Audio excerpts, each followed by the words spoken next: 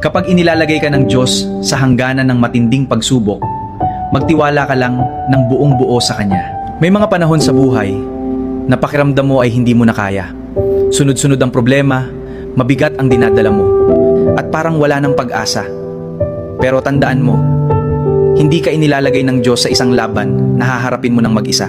Minsan, hindi agad inaalis ng Diyos ang pagsubok dahil may gusto siyang ituro sa atin. Sa bawat hirap na pinagdadaanan natin, mas lumalakas ang ating pananampalataya, mas tumitibay ang ating loob, at mas natututo tayong magtiwala sa Kanya. Kaya sa halip na tanungin ng Diyos ng, "Bakit ako?" subukan mong itanong, "Ano ang gusto mong ituro sa akin?"